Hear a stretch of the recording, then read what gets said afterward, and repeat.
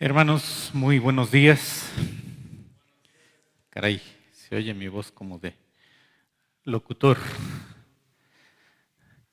Pues es un gusto nuevamente estar reunidos. Pues somos muy pocos, estamos teniendo problemas de acceso a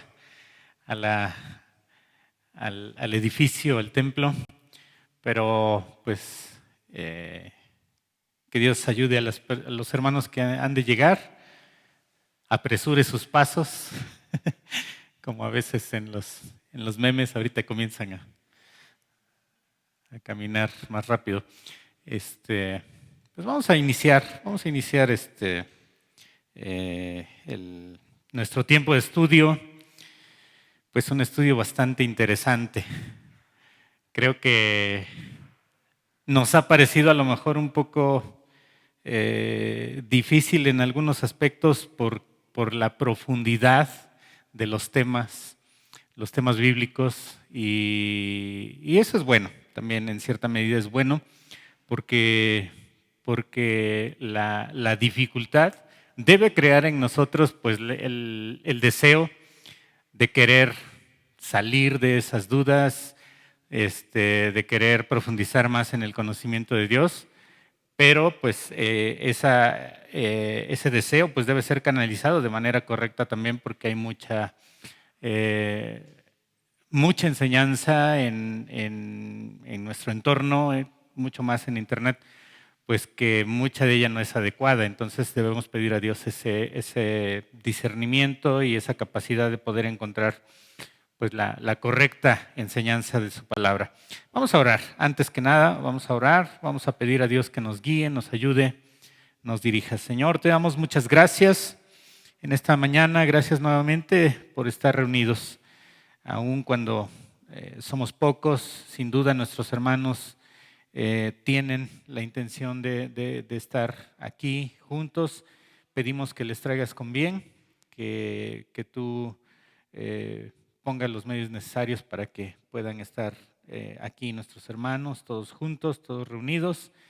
Y sobre todo, Señor, guíanos, Señor, con tu Espíritu Santo. Guíanos para llegar a toda verdad, para conocer a toda verdad. Que tu Espíritu Santo nos anime, nos ayude, nos enseñe, nos muestre las cosas que muchas veces para nuestra capacidad humana son demasiado maravillosas, demasiado sublimes para poder entenderlas en una mente finita como es la que tú nos has dado, Señor, y que tú nos des la capacidad, Señor, para entender cada vez más y más y tener el deseo de saber más y más, aún sabiendo, Señor, que el conocimiento pleno de tu persona lo podremos tener cuando estemos en tu presencia. Te agradecemos y pedimos, Señor, que tú nos guíes. Te lo rogamos en el nombre de Cristo Jesús. Amén. Bueno, pues como decíamos, estamos entrando en unos temas. De hecho, este material que estamos viendo, Conociendo al Dios Vivo, es un tema o un material más bien un poquito más profundo, un poquito más minucioso en cuanto al estudio, un poquito o un mucho más amplio y más, pues sí, más profundo. Lo vemos quienes nos toca pasar aquí al frente, porque decimos, bueno, ¿cómo me toca la lección 1, la 2, la 3? Pero ¿cómo abarcar lo que la lección marca? A lo mejor, pues de manera muy superficial lo podríamos tocar en una sola sesión, pero al mismo tiempo, pues tal vez no se profundiza demasiado. Si se profundiza un poquito más, pues la lección se extiende. Entonces, pues tenemos que buscar de alguna manera ese equilibrio. Y ahorita estamos en un tema no solamente extenso, sino difícil, que es la Trinidad, la enseñanza, la doctrina de la Trinidad. Y que la semana pasada le tocó a Edson exponer este tema.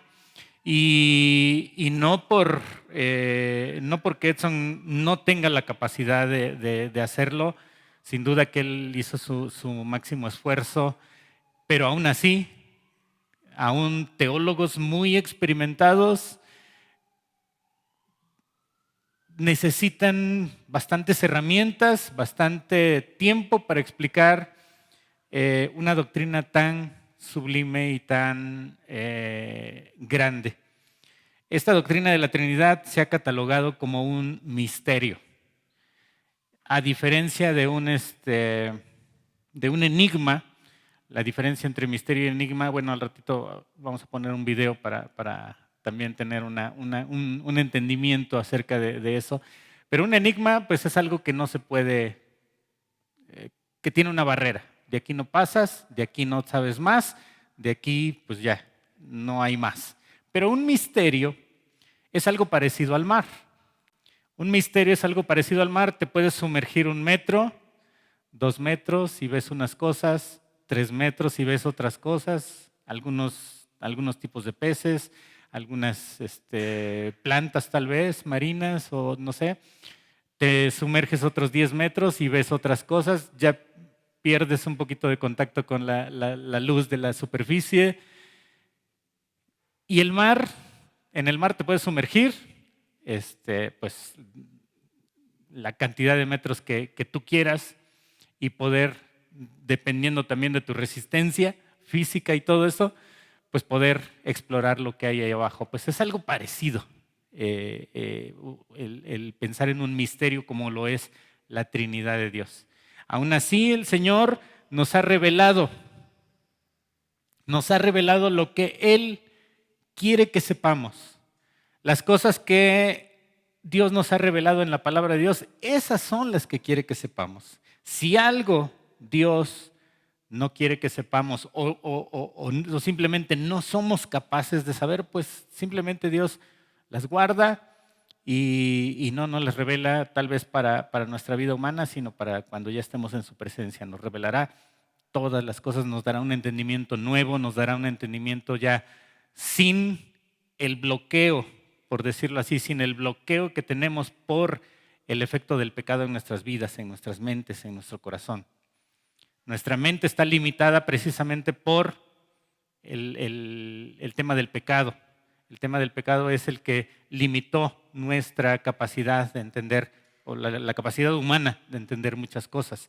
Se dice que la mente humana, quienes son muy, muy inteligentes al grado de tal vez de Einstein, de Newton, de científicos como esos, usan aproximadamente el 10% de la capacidad de la mente humana.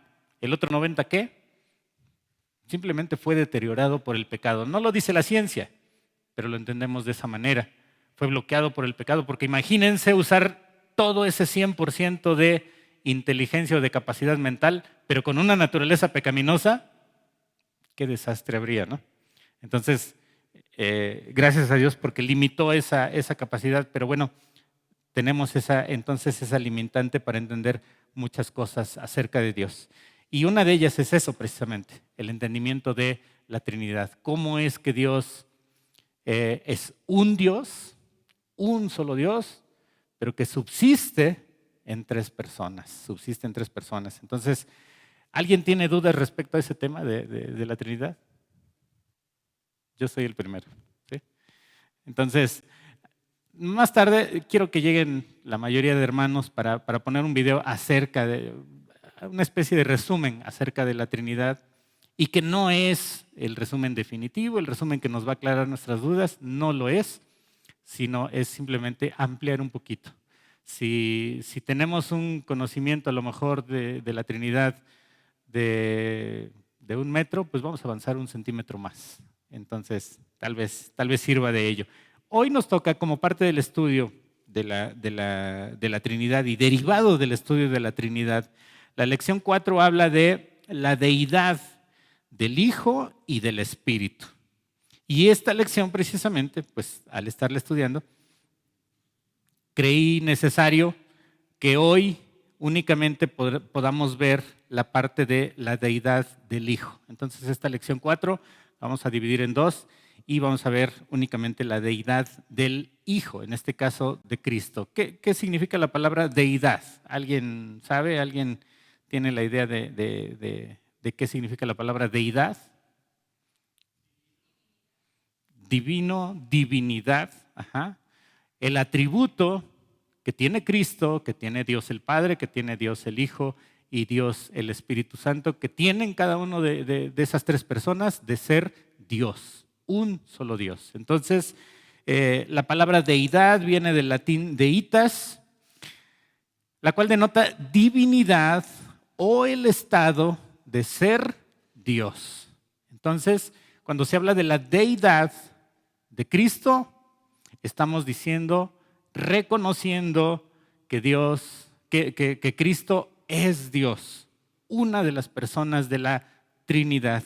Entonces estamos diciendo, al decir que Cristo es Dios, estamos diciendo que Cristo tiene todas las características de Dios, tiene todos los atributos de Dios y no hay una reserva en Cristo. No hay algo que le haga ser menor que el Padre o menor que el Espíritu o superior al Padre o superior al Espíritu Santo. No. Tiene las mismas características, tiene los mismos atributos y eso le hace ser a Cristo tener el estatus, la connotación, el estado de ser Dios. Eso significa la palabra deidad. Viene del latín deitas, lo cual denota divinidad o el estado de ser Dios. La deidad del Hijo y del Espíritu Santo son dos doctrinas muy importantes del cristianismo. Entonces, así como creemos que es Dios y normalmente se resalta del Padre que es Dios, a veces caemos en el peligro de dar menor importancia al Hijo, en este caso a Cristo, o menor importancia al Espíritu Santo. Las tres personas de la Trinidad tienen el mismo estatus, las mismas características, los mismos atributos. No se puede ser cristiano, dice aquí, sin reconocer que el Hijo y el Espíritu Santo son Dios. No podemos llamarnos, catalogarnos, considerarnos cristianos si pensamos que Cristo no es Dios o que el Espíritu Santo es solamente una fuerza, como lo dice la enseñanza de los testigos de Jehová. No podemos decir, ellos dicen que el Espíritu Santo no es una persona y que el Espíritu Santo no es Dios, que el Espíritu Santo es solamente una fuerza, algo así como la electricidad o algo así como la gravedad, que es algo impersonal. No. El Espíritu Santo es Dios con las mismas características, con los mismos atributos que el Padre y con los mismos atributos que el Hijo. El Hijo es Dios, aunque se hizo carne, aunque se hizo humano, como cada uno de nosotros, convivieron en la persona de Cristo las dos naturalezas, la naturaleza humana que se dolía, que sentía, que lloraba, que tenía hambre, que tenía sed, que se cansaba, pero al mismo tiempo, en ese mismo ser, nunca dejó de habitar la naturaleza divina. Nunca dejó de habitar en él la naturaleza divina. La deidad de Dios estaba totalmente presente en la persona de Cristo. Entonces, ¿lo podemos entender? No. ¿Lo podemos afirmar? Lo podemos afirmar y lo podemos creer, pero así lo es.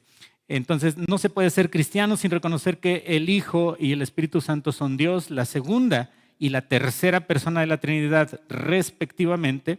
Y aquí cuando se dice segunda y tercera persona de la Trinidad, no se refiere a un orden de importancia, que el Padre es más importante, la segunda persona que es Cristo es menos importante y la tercera es menos importante todavía que es el Espíritu Santo. No, simplemente se les da ese orden como un orden de menciones o de tal vez de llevar a cabo sus acciones, sus ministerios. Lo vamos a ver más adelante. El Hijo, quien se hizo carne para nuestra salvación, y el Espíritu, quien mora en cada creyente.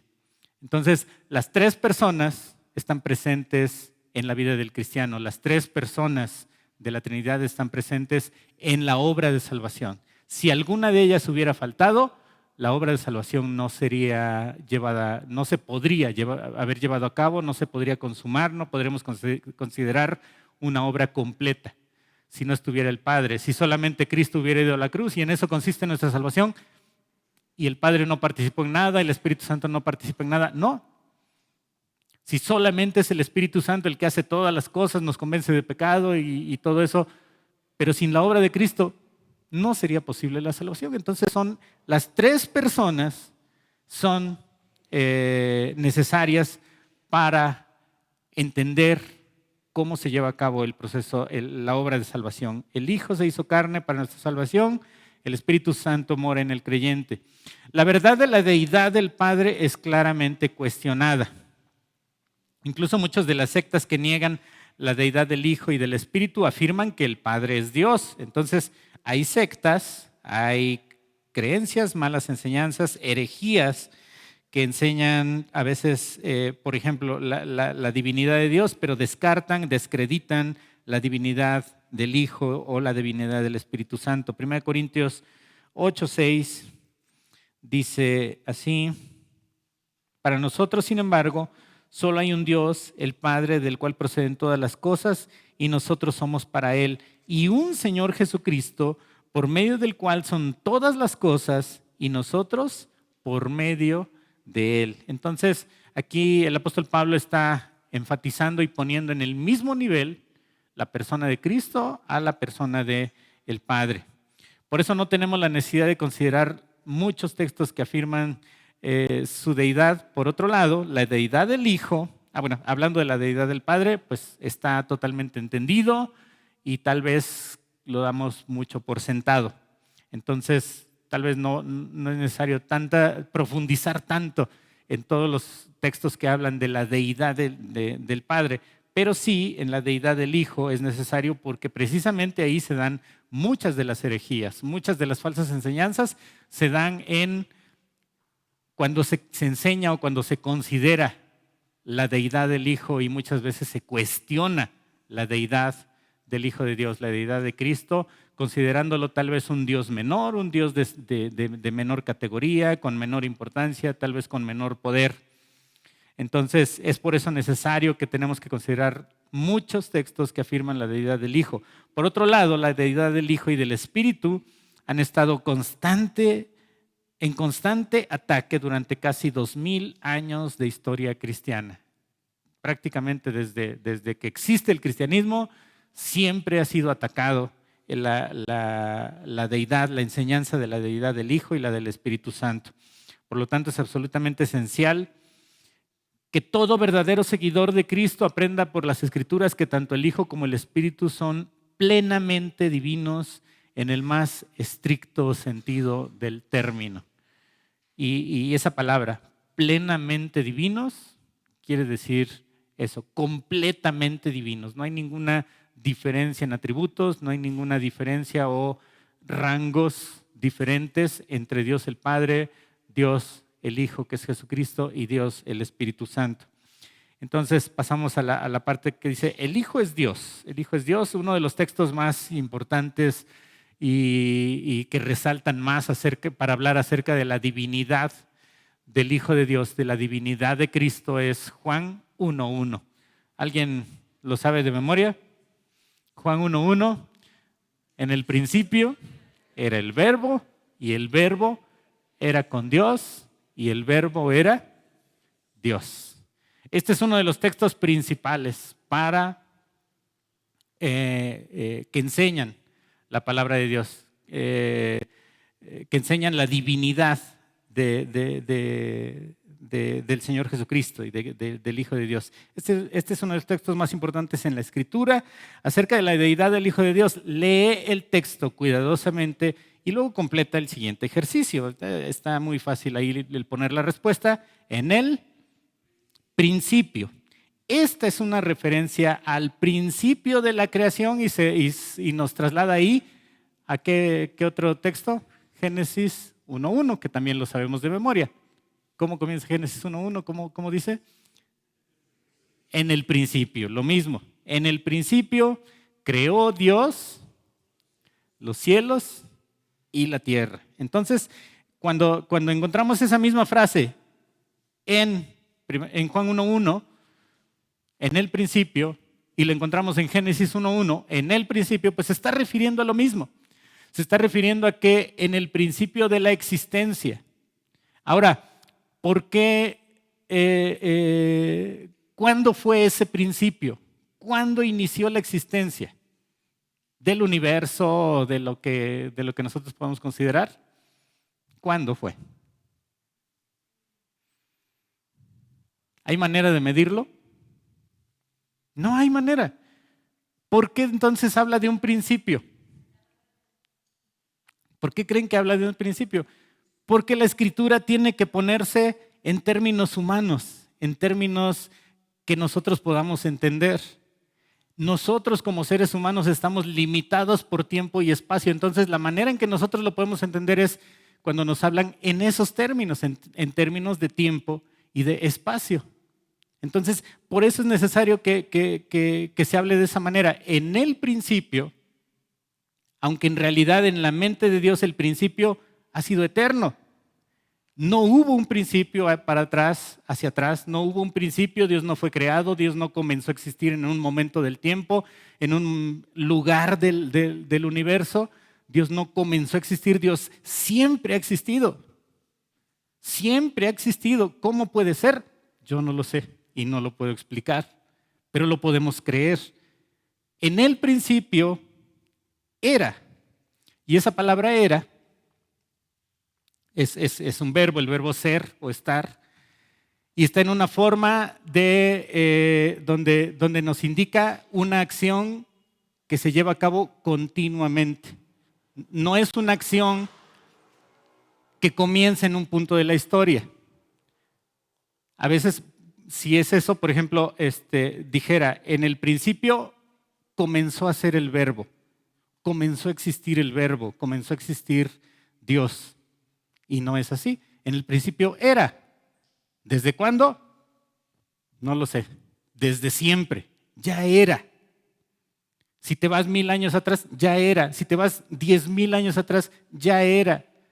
Si te vas 100,000 milenios atrás, ya era. Y por eso dice, en el principio era el verbo. Y ahí cuando se refiere al verbo, se está refiriendo a Cristo.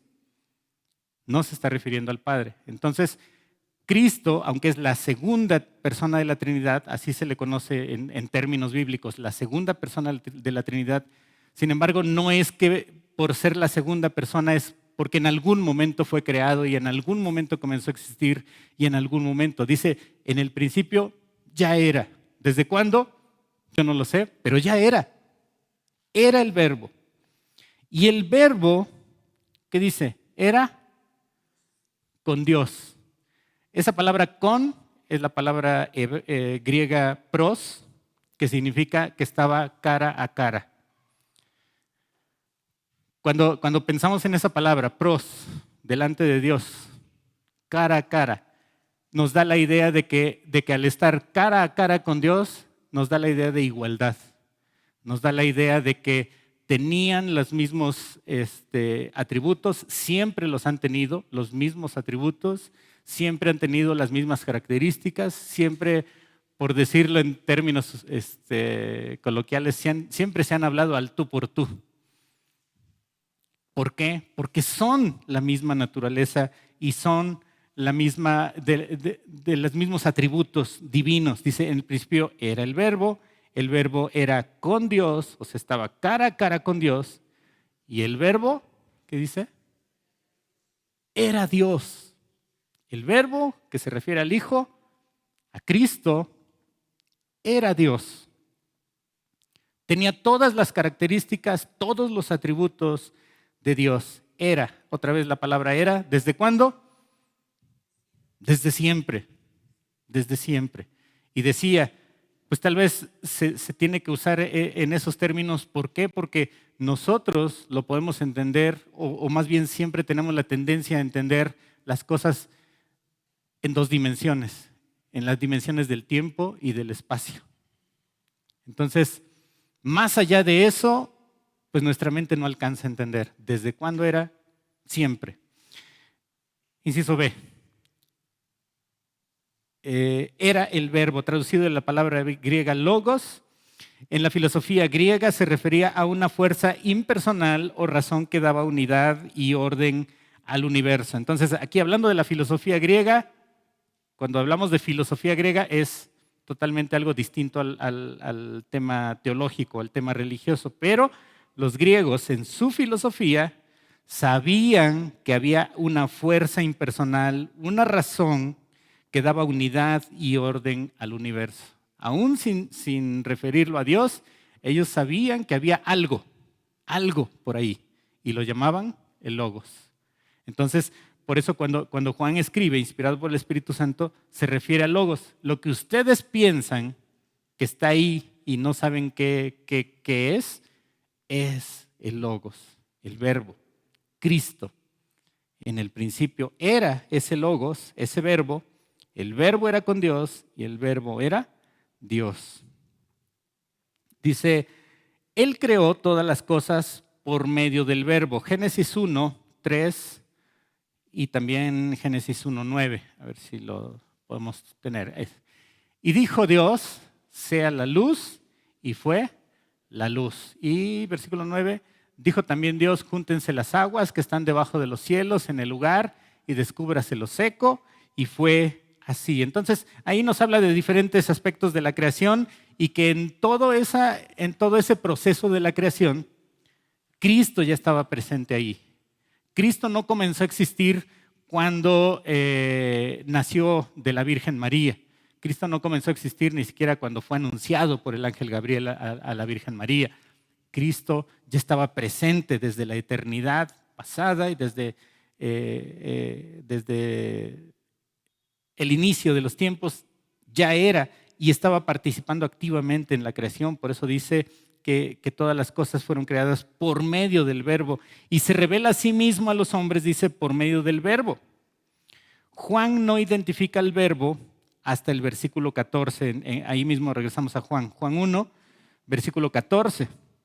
Aquel Verbo, dice, fue hecho carne. Entonces, aquí lo que nos da a entender, lo que nos recalca el apóstol Juan aquí es, no que el Verbo comenzó a existir.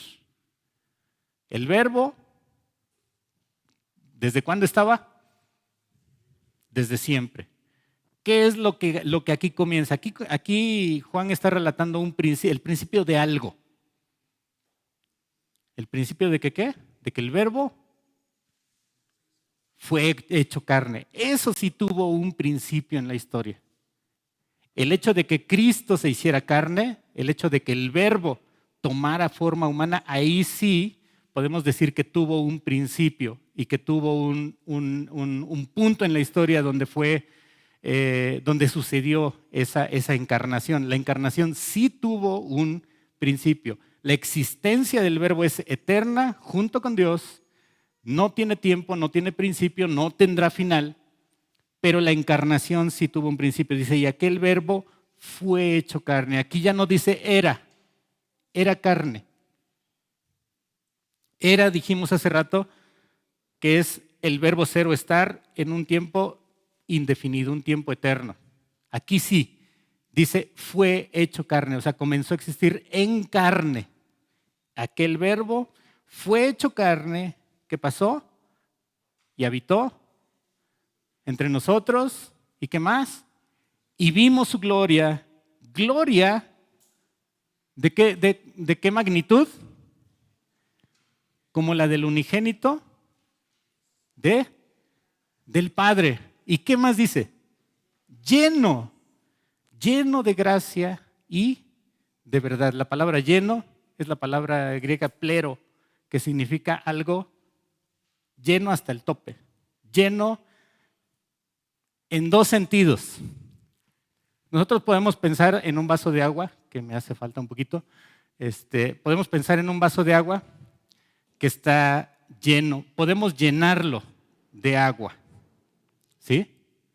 Un vaso podemos llenarlo de agua. Pero toda el agua del mundo cabe en ese vaso. Gracias, hermano. Muchas gracias. ¿Toda el agua del mundo cabe en esta botella? No. Entonces la botella está llena de agua,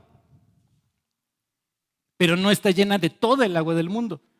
Sin embargo, toda la plenitud de Dios sí estaba presente en la persona de Cristo. Entonces, cuando dice plero, significa que estaba lleno de toda la gloria de Dios. Cristo podía contener toda la gloria de Dios. ¿Nosotros nos podemos llenar de la gloria de Dios? Sí.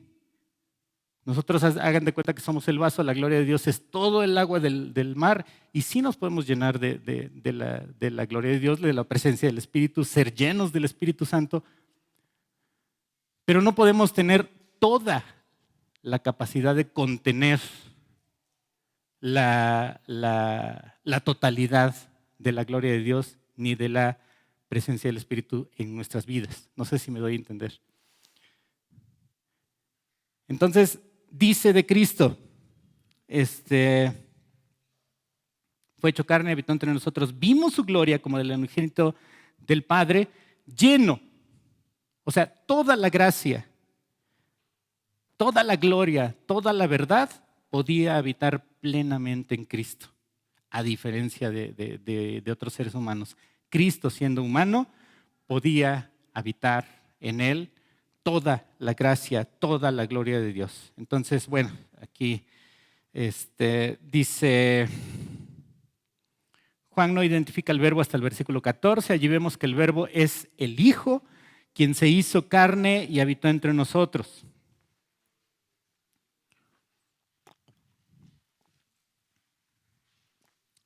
El apóstol Pablo escribe que el Hijo existía antes de todas las cosas, Colosenses 1:17. Entonces, una de las características que podemos encontrar en la Biblia acerca de la divinidad del Hijo es lo que dice ahí Colosenses 1:17. Ya lo tenemos ahí. Dice, y Él es antes de todas las cosas, y todas las cosas en Él subsisten. Está hablando de Cristo. Y fíjense la importancia del tiempo, de los verbos. ¿Cuál es la tercera palabra ahí? Es. ¿Qué verbo es? Sí, ¿qué verbo es? Ser o estar. ¿En qué tiempo? Presente. Dice, y Él es. No dice Él fue, no dice Él era, no dice Él ha sido, Él es. Cuando vemos que es un tiempo presente, en el idioma griego, la característica del tiempo presente es que es una acción continua, que siempre ha sido. Dice, y Él es. ¿Desde cuándo? Antes de todas las cosas. Antes de que existiera la humanidad nada más. Antes de que existiera la civilización. Antes que existiera el mundo. O antes que existiera el universo que tiene miles de millones de años y no sé. Dice, Él es, antes de todas las cosas, es. No es que era o comenzó a existir. Dice, Él es. Antes de todas las cosas. Otra vez, lo perdí. ¿Qué más dice ahí en Colosenses? Ok. 1:17, ya. Dice, Él es antes de todas las cosas y todas las cosas en Él subsisten. Entonces, todas las cosas dependen de Dios. Todas las cosas, en este caso, está hablando de Cristo, todas las cosas dependen de Cristo. Si Cristo no fuera divino, ¿podría hacer eso? ¿No? ¿Podría sustentar Él todas las cosas si Cristo no fuera Dios? ¿No? Si Cristo no fuera Dios, ¿podría ser Él antes de todas las cosas? Sin duda que no. Entonces, por eso Pablo lo explica, y este es uno de los textos también que respaldan que Cristo es Dios, con todas sus características y con todas sus letras. Cristo es Dios. Dice, el Hijo existía antes de todas las cosas y que Dios creó todas las cosas por medio de Él. Un versículo antes, en el 16, ya lo perdí otra vez.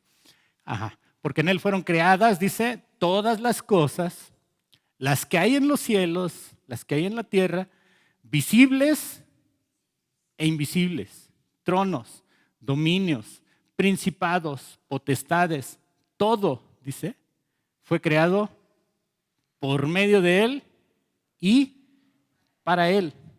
¿Hay alguna reserva en Cristo? ¿Hay alguna limitante hacia Cristo de poder decir, bueno, Él tiene un rango muy alto, pero no es todo? No. Cristo tiene todas las características y todos los atributos de Dios. Y entonces dice Juan ahí, dice Pablo en Colosenses que todas las cosas fueron creadas por medio de Él. Regresamos a Juan y dice el apóstol Juan escribe que es por medio del Hijo que Dios se ha explicado o se ha dado a conocer. Juan 1:18, ¿qué dice? A Dios nadie le vio jamás. El unigénito Hijo que está en el seno del Padre, Él le ha dado a conocer. Es Juan 1:18. Sí, lo tengo que buscar aquí. Hay una palabra ahí muy interesante. Cuando dice, a Dios nadie le vio jamás, el unigénito Hijo que está en el seno del Padre, Él le ha dado a conocer. La palabra conocer en griego es la palabra exegesato. ¿A qué les suena la palabra exegesato? Exégesis. Entonces, ¿qué sucedió con Cristo? Cristo es la exégesis del Padre. ¿Qué hacemos? ¿Para qué usamos la palabra exégesis? Cuando tenemos un estudio bíblico y queremos, lo que dice Dani, extraer la máxima enseñanza, extraer el máximo conocimiento, extraer una explicación completa, convincente para nosotros. Ok, en el caso de las personas de la Trinidad, Dios que es invisible, Dios que es increíble, Dios que es inexplicable, Dios que es insondable en nuestra capacidad, se dio a conocer a través de la persona de Cristo. Entonces, por eso dice aquí Juan 1:18, a Dios nadie le vio jamás. Cuando dice que a Dios nadie le vio jamás, ni físicamente, ni intelectualmente, nadie ha podido entender jamás a Dios. De hecho, el pueblo judío tenía una característica hacia Dios que dice que ojos humanos no pueden ver a un Dios que es 3 veces santo. Y es por eso que mucha gente decía, ¿cómo podemos ver a Dios y todavía seguir vivos y todavía seguir existiendo? ¿Cómo podemos ver a Dios y no haber sido fulminados? ¿Cómo es que podemos hacerlo? ¿Recuerdan cuando Dios se presenta a Moisés? Sí fue a Moisés y que lo esconde en la hendidura de la roca. ¿Por qué? Porque toda la gloria de Dios iba a fulminar a un pecador como Moisés y pues nosotros tantito peor. No podríamos ser capaces nosotros de estar en la presencia de Dios y permanecer vivos y ser fulminados por su gloria y por su santidad. No podríamos, no seríamos capaces. Pero bueno, ¿cómo se ha dado a conocer Dios a la humanidad? Dice, si a Dios nadie le vio jamás, nadie ha sido capaz nunca en la vida, nunca en la historia de ver algo muy mínimo de Dios. A Dios nadie le vio jamás, pero el unigénito Hijo, unigénito quiere decir único en su especie. no quiere decir único en creación único, es único en su especie. Dice, el unigénito Hijo, que está ¿dónde? En el seno del Padre. En el seno quiere decir que en lo más íntimo, en la comunión más íntima y más cercana con el Padre, Él, dice, le ha dado a conocer. Él hizo la exégesis del Padre, porque dice, la palabra griega es exegésato. Él nos lo dio a conocer. Entonces, la función precisamente de que haya esas tres personas es una función, en este caso de la persona de Cristo, es que Cristo nos pueda dar a conocer lo que no entendemos al Padre. Uy, ya se nos fue el tiempo. Dice, y el Verbo era con Dios. Aquí aprendemos dos grandes cosas. El Hijo es una persona distinta al Padre. ¿Sí? Ahí debemos hacer una distinción. Habla de dos personas, una persona distinta al Padre. Número dos, y el Hijo existía en perfecta comunión, en perfecto compañerismo, en perfecta unidad con Dios el Padre antes que todo fuera hecho. Entonces nos enseña dos cosas, que son dos personas, pero que al mismo tiempo son una en esa unidad perfecta de ser la esencia de Dios. Dos personas, pero una esencia que es Dios. Y el Verbo, dice, era Dios. Sería difícil, si es que no imposible, que Juan hiciera una declaración más clara con respecto a la deidad del Hijo. Algunas sectas enseñan que este versículo se refiere al Hijo como un Dios en vez de el Dios. Porque en el idioma original del Nuevo Testamento no hay un artículo definido antes de la palabra Dios, que es la palabra griega theos.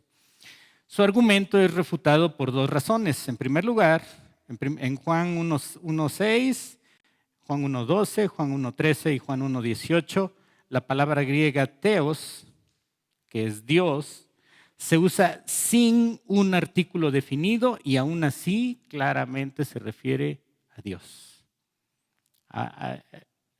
En griego, la diferencia de lo que está diciendo aquí es que cuando aparece la palabra Dios sin el artículo definido, que es él, la, los, las, el Dios se refiere a un Dios en específico, y cuando aparece sin el artículo definido puede ser cualquiera, pero no.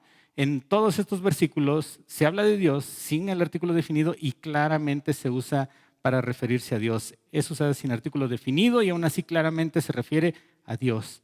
El significado del término es siempre determinado por su contexto. Y aquí podemos tener entonces la razón por la cual debemos siempre considerar los textos con su contexto para poder interpretar y para poder entender correctamente. Entonces, siempre se tiene que interpretar un texto, una frase, una palabra con su contexto. En segundo lugar, decir que el Hijo es un Dios contradice todos los demás pasajes que declaran que no hay otro Dios. Entonces, si pensamos que por no tener el artículo definido se refiere a cualquier Dios o a un Dios X, pues estaríamos contradiciendo otros versículos, otros pasajes, y sabemos que la Biblia no se contradice. Sabemos que la Biblia es perfecta y no se contradice porque es la palabra de Dios. Entonces, dice Juan 1:18, es otro texto importante acerca de la deidad del Hijo. Leemos el texto y consideramos cuidadosamente sus verdades, y luego dice, completa los siguientes ejercicios llenando los espacios en blanco. Esto ya lo comentamos un poquito, pero dice, a Dios nadie le vio jamás. Esta es una clara referencia a Dios el Padre, quien habita, como dice 1 Timoteo 6:16, ¿qué dice de Dios el Padre? Que habita en luz inaccesible. ¿Quién no puede entrar? Nadie puede acceder. Lo que decía hace un momento, si pudiéramos acceder a esa luz o a esa gloria, seríamos consumidos de inmediato por nuestra naturaleza pecaminosa. Dios nadie lo vio jamás, Él habita en luz inaccesible y todas las visiones de Dios en el Antiguo Testamento fueron solo revelaciones, dice, muy limitadas. Todas las revelaciones de Dios, de la gloria de Dios en el Antiguo Testamento fueron revelaciones muy ligeras, muy pequeñas, precisamente porque Dios es incomprensible, si podemos usar la palabra insoportable. ¿Por qué? Porque nuestra naturaleza, nuestra humanidad, no podemos soportar un mínimo de la gloria de Dios. Entonces es por eso que ha sido muy limitada su revelación. Nadie ha visto ni puede verlo en la plenitud de su gloria. Como dice 1 Timoteo 6:16, a Dios nadie le vio jamás. El unigénito Hijo, la palabra unigénito se traduce mejor como solo o único y solo. El término es monógenes, mono, uno, genes, clase, especie, género, denota singularidad. Ya esto ya lo mencionamos hace un momento, por eso lo voy leyendo nada más. Dice, denota singularidad o la naturaleza de algo que es único en su clase. A eso se refiere unigénito. No significa que el Hijo nació o fue engendrado, sino que el uno solo y el único, en algunas traducciones, como la Reina Valera 60, la palabra Hijo se encuentra en lugar de la palabra Dios. Esto se debe al hecho de que ambas palabras aparecen en diferentes manuscritos antiguos en el idioma griego. Sin embargo, la palabra Dios en esta frase tiene un mayor respaldo. He aquí otra versión que traduce Dios en este versículo. Dice, nadie ha visto, esta es la traducción de la Biblia de las Américas, la Biblia de las Américas dice de esta manera, nadie ha visto jamás a Dios. El unigénito Dios, fíjense que aquí no dice el unigénito Hijo, dice el unigénito Dios. Le está dando entonces la misma característica al Hijo que a Dios mismo y le llama a Dios. Dice, el unigénito Dios que está en el seno del Padre, Él le ha dado a conocer. Entonces, lo que decíamos hace un momento, la palabra dar a conocer es que nos ha hecho una exégesis o una explicación del Padre.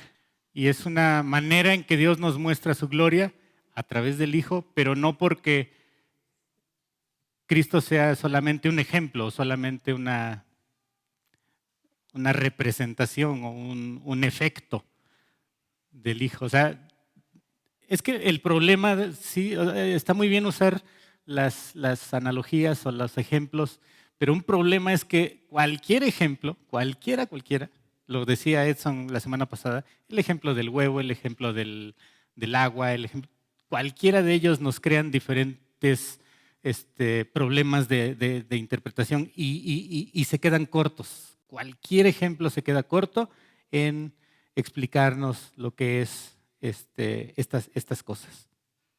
¿Están de acuerdo en que lo dejemos ahí? Y continuemos, pues que nos tome el tiempo que nos tengamos que tomar y que podamos entender un poquito mejor. Entonces, me comprometo a continuar ahí la próxima semana. Quiero antes que pongamos un video un poquito explicando también.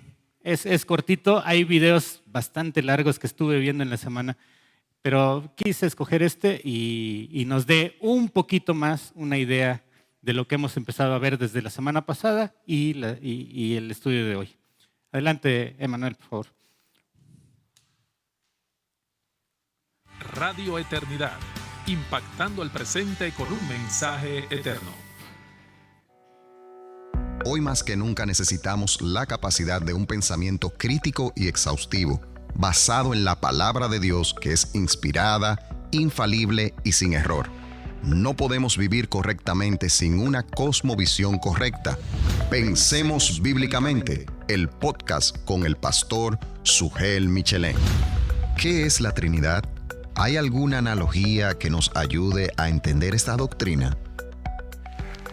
La palabra de Dios enseña claramente que existe un solo Dios. Dios es uno, dice el apóstol Pablo en varios pasajes, Efesios 4, 1 Corintios 8.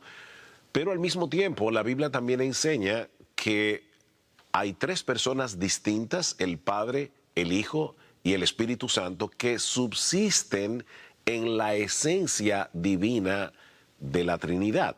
De manera que nosotros tenemos un solo Dios que subsiste en tres personas. El Padre es Dios, el Hijo es Dios, el Espíritu Santo es Dios. El Padre no es el Hijo no es el Padre y el Hijo no son el Espíritu Santo. Cuando el Señor Jesucristo, por ejemplo, nos da la gran comisión, Él nos dice claramente en Mateo 28 que nosotros debemos llevar el Evangelio para hacer discípulos a todas las naciones, bautizándolos en el nombre, no en los nombres, sino en el nombre del Padre y del Hijo y del Espíritu Santo, enseñándoles que guarden todas las cosas que yo os he mandado. Así que aquí tenemos un solo nombre, en el nombre del Padre y el Hijo y el Espíritu Santo. Ahora, esta doctrina es un misterio. Y aclaro, un misterio no es lo mismo que un enigma. Un enigma es una pared infranqueable que no podemos penetrar. Un misterio es un océano sin fondo en el cual nosotros podemos sumergirnos porque Dios nos ha revelado en su palabra que Él es un Dios trino, pero nunca vamos a tocar pie. No importa qué tan profundo lleguemos, nunca vamos a entender del todo cómo es que tenemos un solo Dios que subsiste en tres personas. Ahora, con respecto a las analogías que a veces se usan para tratar de explicar la Trinidad, el problema con esas analogías es que muchas veces terminan distorsionando la doctrina bíblica. Por ejemplo, algunas personas dicen que la Trinidad es como el agua, que en ocasiones aparece de manera sólida, en otras ocasiones aparece de manera líquida y en otras ocasiones aparece de manera gaseosa. El problema con esa analogía es que está confundiendo las tres personas de la Trinidad. Vuelvo y repito, el Padre no es el Hijo no es el Padre y el Hijo no son el Espíritu Santo. Cuando usamos la analogía del agua, estamos cayendo en una herejía que fue rebatida en los primeros siglos del cristianismo llamado sabelianismo o modalismo, donde se decía que solo existe una persona divina que se manifiesta en ocasiones como el Padre, se manifiesta en otras ocasiones como el Hijo y se manifiesta en otras ocasiones como el Espíritu Santo. Pero eso no es lo que la Biblia enseña. Nosotros vemos a Cristo en el bautismo orándole al Padre. O sea, aquí tenemos al Hijo orando al Padre y luego dice que el Espíritu Santo descendió sobre él en forma de paloma. Así que evidentemente el Hijo está orando aquí en las aguas del Jordán. El Padre está escuchando su oración y el Espíritu Santo está descendiendo sobre el Hijo. Son tres personas distintas.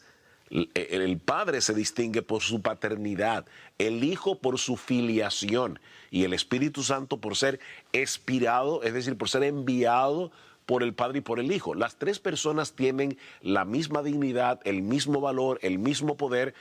Los tres son Dios, pero son tres personas distintas. Y a veces en las iglesias evangélicas, sin quererlo, nosotros escuchamos a algunos hermanos cayendo en esa mala enseñanza del modalismo. Comienzan orando a Dios el Padre y luego le dan las gracias porque Él murió en la cruz del Calvario. Pero ciertamente el que murió en la cruz del Calvario no fue el Padre. Eso es una herejía que se conoció en el tiempo al principio de la era de la iglesia cristiana, se conoció como patripasionismo, porque es como si el Padre hubiera sufrido la pasión, pero fue el Hijo el que murió en la cruz del Calvario.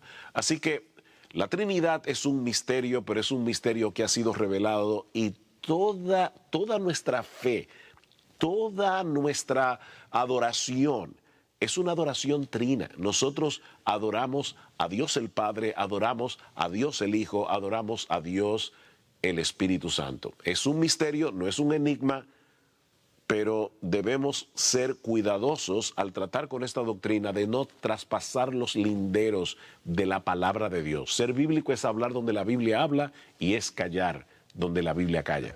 Pensemos bíblicamente, el podcast con el pastor Sugel Michelén. Bueno, creo que ahora sí ya quedó totalmente entendido. Y quiero decirles también, quiero invitarles, si alguien tiene alguna duda, pueden hacer preguntas. podemos tener un estudio, no forzosamente terminar el estudio el día de hoy o el día que nos toque, sino que pueda quedar entendido lo más que se pueda. Hoy tal vez ya no hay tiempo para las preguntas, pero prepárenlas y la próxima semana pudiéramos tener un espacio para preguntas, y si está a nuestro alcance responderlas, pues las respondemos. No digo que al haber preguntas, pues ya yo voy a aclarar todas esas dudas. No, a lo mejor yo mismo también tengo que investigar esa pregunta que se haga, o si hay aquí más hermanos, igual y la podemos consensar y tal vez poder contestar, o si no, pues la investigamos. Así que pues vamos a orar. Señor, te damos muchas gracias por tu enseñanza, por tu presencia en nuestras vidas. Gracias porque has enviado a tu Espíritu Santo para mostrarnos y guiarnos a toda verdad. Gracias, Señor. Queremos pedirte que tú nos sigas ayudando, nos sigas guiando, sigas abriendo nuestro entendimiento, nuestra mente, nuestro corazón, y podamos, Señor, ser guiados a toda verdad, Señor, en el conocimiento y el entendimiento de tu persona, de tus atributos y la persona de tu Hijo Jesucristo, la persona del Espíritu Santo, y podamos entender la función de cada uno de ellos y podamos tener la implicación para nuestras vidas y vivir cada día de acuerdo a tu voluntad. Te agradecemos, Señor, y pedimos tu ayuda, tu bendición para el resto de este día y nuestras actividades, nuestra reunión, que todo lo podamos llevar a cabo con tu ayuda y tu dirección. Te lo pedimos en el nombre de Cristo Jesús. Amén. Pues que Dios les bendiga.